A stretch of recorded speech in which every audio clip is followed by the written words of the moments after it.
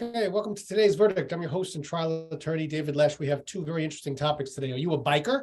Do you know the rules of the road? Well, maybe you should. And if you're driving a car, maybe you're going to have to take a test, some type of test that'll let you know exactly what the biker's responsibilities are and what your responsibilities are with respect to a bike. We're going to be discussing that today. The next up is right to counsel. In other words, tenants who have the right to have an attorney represent them in certain instances in housing court. Very, very interesting, but some tenants don't even know about it. That's why you have to watch this episode. Stay tuned. Today's verdict starts right now.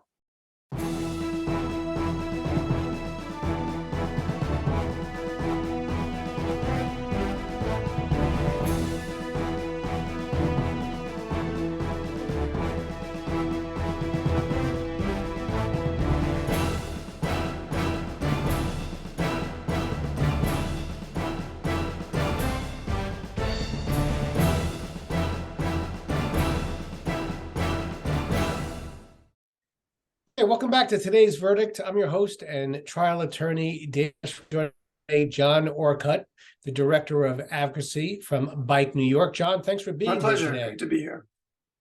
Listen, I want you to know, just for the record, I'm a bicyclist. How do you say that? I love using my bike throughout the city of New York. I'm biking regularly on the streets. I'm always in the bike lane, just want you to know. So I'm a big fan of bikes, but I also own a car. And I also see that there is always a little bit of a pull between the two in terms of rights and obligations.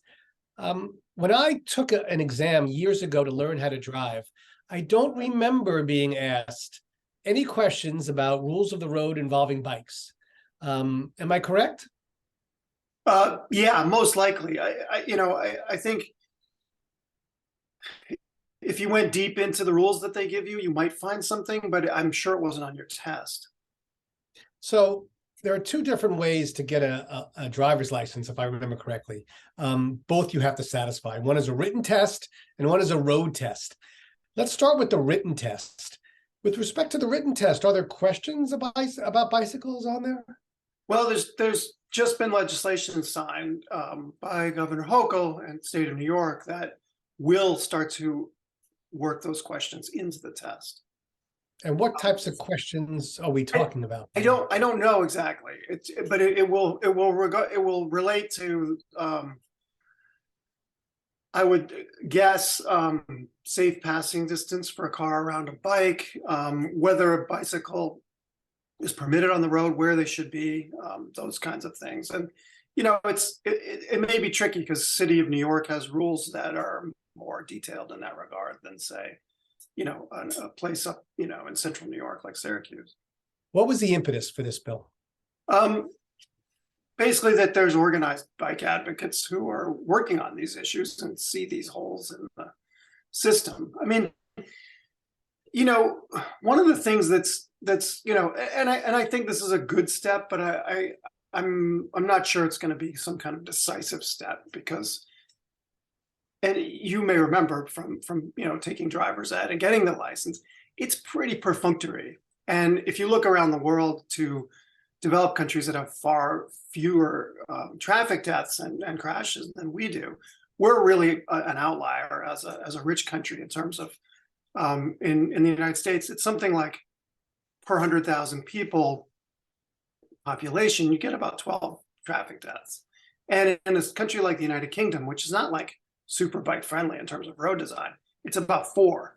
And part of that is that they just take the driver's responsibility thing very seriously. And in a lot of the United States, it's kind of perfunctory. And there have been articles written about, people who went to driving school in New York, and, the verdict was that it's kind of a joke. And so the training can be very, very low level. And I think the state's tracking of driver behavior is also pretty perfunctory. And, I tend to view the state DMV as mostly a revenue vehicle for the state rather than somebody who's keeping track of what's going on our roads. Well, let me ask you a question, because this may change attitudes for new drivers. But what about the rest of us who never have to see a driver's exam again Well, a great point. I mean, and that's, at least in the next 5 to 10 years, that's going to be the vast majority of people on the road, as new drivers trickle in. But also, again, to the extent people pay attention, they're asked to pay attention, and the test is pretty unrigorous. Maybe this doesn't have much of an effect at all. And it's not just the state of New York; it's a national issue, and there's a lot of other issues around drivers' responsibility in terms of how insurance works, in terms of how law enforcement works, that tend to keep drivers being not very responsible for much, even when something really bad happens. What seems to be the biggest offense that vehicles seem to commit when it comes to bike safety? Well, I mean, you mentioned that you're out there on your bike a lot, and I would be shocked if you didn't agree that you routinely encounter cars and trucks parked in the bike lanes. I see that all the time. All the time Yes. when I go down, it could be everything from, I do drive a fair amount in Manhattan. So if I'm driving, let's say downtown on Second Avenue, yes, I see people they park in the bike lanes. Yes. Yeah. So it's pretty ubiquitous, and there's very little enforcement against it, relative to the scale of the offense. And so that can be dangerous in terms of pushing a cyclist out into traffic, because you need to keep going. And there are cases where there have been fatalities related to people, pushed out into traffic because of a parked car in the bike lane. One on Central Park West, I can think of a couple of years ago where that happened. But the other offenses are kind of failure to yield, which is just acknowledging that you're there and that you're not encased in metal as a bicycle rider. And this is a huge issue for pedestrians as well. I mean, look, the city's made progress. When I started working on this stuff in the early 90s, there were about 700 traffic deaths in the city of New York, which is pretty shocking, right? I mean, that's like 2 people a day killed on the street. This past year, 2022, the preliminary total for fatalities is about 253. So it's come down a lot, but it's taken a long time. And other places around the world are making these things come down a lot faster. And a big pedestrian, transit-oriented, dense city like New York should be doing better than we are. I mentioned earlier, I also drive. So I do see bicyclists absolutely not following the rules of the road. See it all the time. I see they don't stop at stoplights. They never stop at stop signs. I don't know so much about them cutting across roads, but the big thing for me is they don't stop at the stoplights. They don't wait at stoplights. Right. And that is dangerous for pedestrians who are crossing, especially in Manhattan. All the time. I tell my 12-year-old son, I said, just because it's a red light, don't worry about the cars. You worry about the bicyclists that are coming through, especially the delivery men. What are your thoughts on that? Well, it is. I think it's a symptom of just the way we treat traffic rules in general in the city. And bikes don't kill very many people. It's it's pretty rare that actually happens, but it does happen occasionally. But it definitely contributes to a sense that the streets are kind of out of control. And you see pedestrians, like when you do stop, they're kind of shocked and give you a wave sometimes when you stop and you yield to them, because they're not used to that happening. So we need overall, we need to reclaim that kind of sense of order and to just have some rules in the city. And I just feel like we really have moved away from that gradually to the point where it's very common now just to see a car parked on a corner where it blocks 2 ramps for wheelchairs and older folks. And I didn't even see that kind of thing like 4 or 5 years ago. But just you stand at any intersection for 30 minutes and just watch, and it's pretty shocking how many cars will go through a red light. A lot of it is they stop and then they go around the corner, and a lot of the bikes who run through are kind of sort of jaywalking it, but some are not. Some are reckless and they blast through, and that's scary. And and it just contributes to that sense that no one's paying the rules, paying attention to the rules. So why should I? And I think that has crept into the culture of the streets, in a pretty dramatic way. And there's some kind of a COVID effect that we've been seeing, especially with car drivers, where how so? The crash rates just went up pretty dramatically starting in the second half of 2020 country. And what's interesting is pedestrian fatalities, which is kind of a gauge of, sort of cooperation on the streets, have been kind of plateaued, but motorist fatalities have gone up pretty dramatically in the last 3 years. And a lot of that's on the highways, just people being reckless and crashing. And I don't know what the psychology is, but it's pretty noticeable, both nationally and here in the city.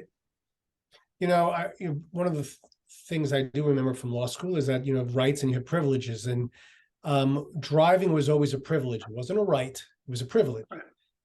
I wonder what we can do to enforce the privilege. In other words, to force drivers now to understand the rules of the road with regard to pedestrians and with regard to bicyclists. Is there, I don't know what we could do. Can we send out tests, like we would like a census, something to get people to review those things? Do you have any thoughts on that? Well, I mean, the fact that we have this new law about the driving test and bike pedestrian issues, it shows that there are policymakers paying attention to this stuff. And, and there have been other steps, but some more dramatic. I mean, the city now has a law where, if you get a certain number of speed camera tickets, the city can actually impound your car and force you to take remedial classes. The city administration has been really slow to move that out and to scale it into something that will actually have an impact. It's not having an impact at this point. And the problem with that is that you don't know who's driving the car. With the speed cameras, you could have 10 of them, but 2 was your mom, 2 was your dad, 2 was your son. So the enforcement is kind of focused on the vehicle in this case, and the owner of the vehicle, which maybe not as direct, but the state's not tracking the drivers in the same way. So it's the city's doing something, and city policymakers are trying to do something, but then the city implementers are not really doing it. So there are those kinds of things. I think we need a sort of reckoning around this issue of responsibility, as you were saying. But that means taking a look at how insurance works. It means taking a real look at state laws and trying to recover that. And I don't think we've done that yet. I will tell you, in my practice, we do a fair amount of personal injury work, and there are many times that these bicyclists get injured by vehicles, and we bring actions against the vehicles. But there are also times where pedestrians are hit by bicyclists and there's no recovery because there's no insurance that's covering the bike. If it's one thing, if it's a restaurant that's DoorDash, it's delivering, then you may be able to do something. But if it's just your average, man or woman or kid who's riding a bike, I always would like to see some kind of mandatory insurance for people who ride bikes, because you could just as well cause an accident. Right. Yeah, and I again, I think this whole system needs an overhaul and a reckoning, and it'd be worth looking at how those kind of issues work in other countries where they do take this stuff much more seriously. And I wouldn't tell you, say, riding around London. I haven't been there in a couple of years, but the bike riding is very heavy. Yeah. You do see a lot greater sort of queuing at lights kind of behavior, not universal by any measure, but certainly more than we see here. And so there is some kind of system there that is working to influence behavior. Well, John, I want to thank you very much. Very informative. I'm a biker, just like you. We've got to keep our fellow bikers safe. And hopefully you'll come back the next couple of months and give us a little bit of an update. Thanks. Really, really interesting conversation. It's our pleasure. All right, stay with us. Today's Verdict has so much more right after this. Thousands of kids start vaping. And I can't let this happen to my kid. Of course, it's awkward to talk to kids about the dangers of vaping. Hey, bestie, how's sketches, vaping? It's hard to get their attention. Ready? Go. Yes, look at that. You even turn yours over. So if you want to talk to your kids about the dangers of vaping, you have to get it trending. Right, Backpack Kid? Let's do it. First, invite your kid to do the vape talk. Let's try this. All right. Why is he here? Yeah, I gotta get it trending, honey. Come on. To the left. To the right.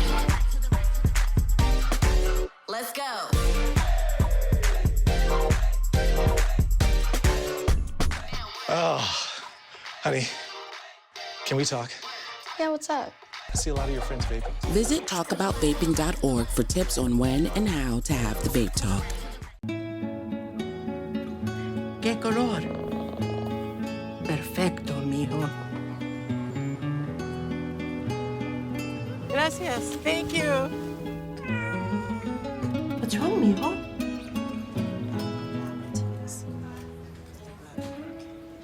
Donating to a pet's medical care is one of the many ways you can help families in your community. Pets and people belong together. Learn more at petsandpeopletogether.org.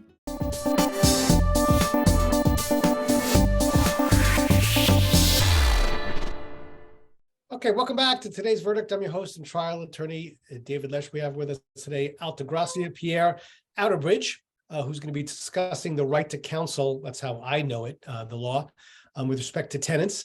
Altagracia, thanks for being here today. Thank you so much. I'm happy to be here. Before we get started, why don't you tell the viewers a little bit about yourself? What kind of work you do? Maybe your history as attorney. Why don't you tell us? Sure. So I started as an attorney, as a housing attorney. It's all I've really ever done. I was a legal aid attorney, a legal services attorney representing low-income tenants throughout New York City. I've pretty much practiced as a low-income tenant housing attorney all through all the boroughs except Staten Island. So I've been doing this for about 15 years. So I've been around town. I now practice in my own firm as a private attorney for tenants, mostly tenants, and some landlords. Way back when I was a court attorney, the judge and I, who I was assigned to, we were in housing court. And I remember many times, that really had no one to advocate for them.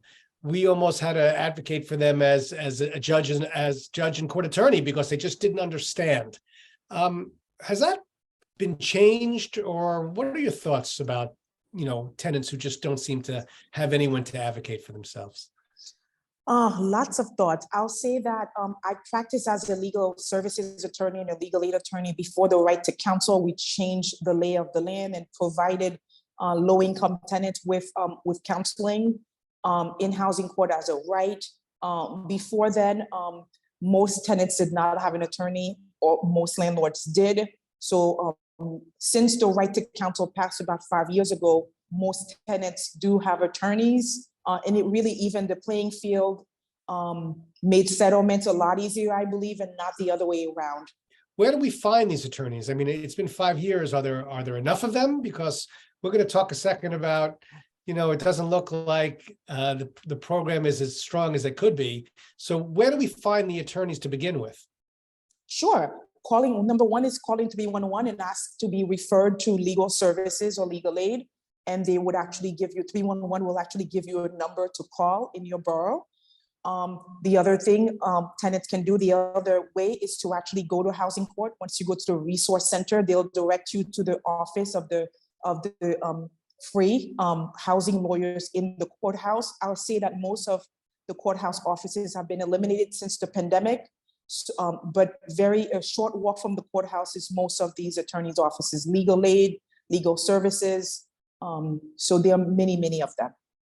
All right, so let's say I was a tenant who was having an issue with my landlord, repairs weren't being made, or heat and hot water issues. I go to the judge and I try and argue my case. Nobody's listening to me. The attorney that I'm assigned to, or is assigned to me, how does that start? Do we meet each other in an office someplace? Do they speak to me on the phone? Is it virtually like this? How does that work? Yeah, that's a great question. So what happens is the intake now happens over Zoom in most courthouses, except some judges who have different rules. But most judges, the first appearance is for an intake, wherein the free housing lawyer is present on the intake. And every person is asked, do you need to speak to a free housing lawyer? And the tenant answers over the Zoom, yes or no. If they do answer yes, the housing attorney is there and takes their phone number and says, we will give you a call within 2 weeks. Please don't ignore your phone calls. And sometimes they'll ask right then and there, the tenant is asked, do you believe you qualify based on your income? It's a yes or no. The housing attorneys get to answer some questions as to what is a qualifier or not.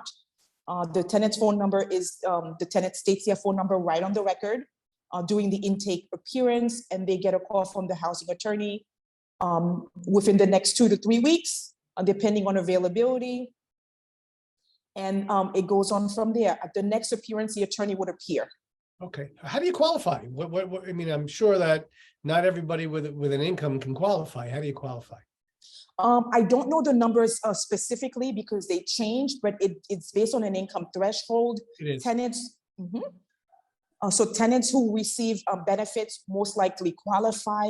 HRA, any SNAP, most likely qualify. So those are the quick answers as to whether you qualify. And once you qualify, you go through an intake and your case is discussed. Your case is discussed and the strategy is discussed with the attorney. The attorney puts in an answer and appears at the next appearance. Sometimes that doesn't happen, as we know, because these attorneys are now overwhelmed. Why? What's going on? Well, why isn't the program being used? Too many cases, too few attorneys, both? I don't know. It's absolutely both. It's absolutely both. During the pandemic, the cases were backlogged and now they're getting back on track. So it's an onslaught of cases. I know housing attorneys have asked that the cases be stopped because the tenants are not getting counsel. Therefore, the right to counsel is not working because the tenants are not getting counsel. And that's being discussed, whether these cases should go forward when the right to counsel is clogged up. What are your thoughts in terms of the program? Is it working? And how would you change it if you had thoughts on that? Well, I've worked on both ends of it. I've worked as an attorney before the right to counsel. I've worked for organizations that took every single case, the hard ones, the easy ones. I'll say that before the right to counsel, organizations picked which cases they would take, the meritorious ones. After the right to counsel, if you meet the qualifications in terms of income and where you live, then your case has to be taken. I think it's a great program. You're able to talk to an attorney if it's an issue of, on the other side, if you're the landlord's attorney, if it's an issue of money, the attorney can help the tenant apply for benefits. Some tenants don't know they qualify. So a lot of cases are resolved that way. As a landlord's attorney, sometimes we represent some landlords, you get some pushback, but ultimately the judge decides the merits of the case. So the case may last longer, as it should, because folks are advocating their rights. So that may upset some landlords, right? Because the cases are taking longer, but ultimately the judge sees through what's right and what's wrong in the end. But you mentioned that landlords have the right to the counsel as well? No, so there is a small program that does advise landlords, and I'm glad you brought it up, but it's not large at all, and it's not a right to it. What the courts have done in the last few months is they've instituted a small property part, and the small property part is supposed to fast forward cases where they are small landlords. So that's supposed to help the small landlords who rely on the rent to pay the mortgage to not be as backlogged. So there is a small property part to alleviate that issue. What do you see in terms of the biggest issue in terms of tenants and landlords with respect to, is it repairs, heat and hot water, mold, mildew, bed bugs? What do you see? You know, I will tell you, in my office, we have almost 100 to 200 bed bug cases where people have been bitten and there are permanent marks on their body. We have mold cases we've seen here. We have a ton of the mold cases. And of course, we have the usual, you know, broken steps and staircases and, you know, cleaning the buildings. But what do you see from a tenant's perspective? What are they complaining about the most, if you have any thoughts on that? Because you're really in there, you know? I am really in there. I'm really in there. So I would say that most housing attorneys who are at least in private practice are dealing with whether the apartment is properly treated as regulated or unregulated. So a lot of landlords are treating apartments as unregulated apartments when they should be rent stabilized or rent controlled, and thereby are overcharging. So I would say 50% of our cases is my rent correct? We've become a very tenant-friendly city, and we seem to be going more and more into that direction. maybe you could look into your crystal ball and tell me what you think is coming down the line with respect to tenants. What's the next thing that we could do to protect them? Any thoughts on that? We don't have too much time. I think the right to counsel needs more attorneys, more funding. That's one. I think the city could do a bit more of regulating whether landlords can, I don't know how, but the overcharge issue is huge. And tenants don't know they're being overcharged for years. So if there was some oversight from the city as to what landlords are charging, more than just the landlord merely reporting, self-reporting, then that would help a lot of tenants who have no idea they're being overcharged thousands of dollars. Are they qualified, these attorneys who are assigned to them? I mean, listen, can anybody, and listen, let's say I'm not a landlord-tenant attorney. I don't know anything about landlord-tenant work. Do I just get to become an attorney and represent you? Don't I have to know a little bit about what I'm talking about? That's a great question. So what happens is certain organizations have the grant, right? And the grant goes, so you would have to be working for these organizations to represent the tenants. Okay, final thoughts. I'm a tenant right now. I'm watching. I'm having a hard time. I don't know what to do. I'm lost. I don't want to be evicted. I don't want to go to a shelter. I don't want to be homeless. What advice would you give me? If you don't want to be evicted, watch out for any notices you receive from the landlord and show up in court and state your defenses.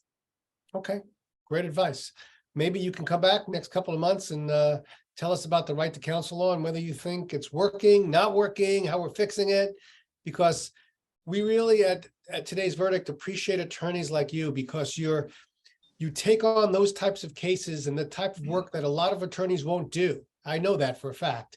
So, and I don't say that to too many guests who come on the show, but we really do appreciate the kind of work you do.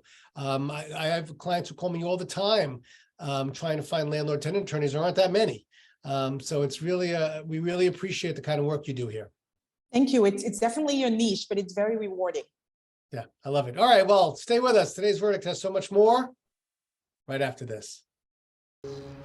Dear moms and dads, what you have achieved here today is going to help us and our futures. It is why we are coming up on stage to collect your diplomas. You know it's true. Mom, love you always. Everything I do, When you graduate, they graduate. Visit finishyourdiploma.org to find free and supportive adult education centers near you.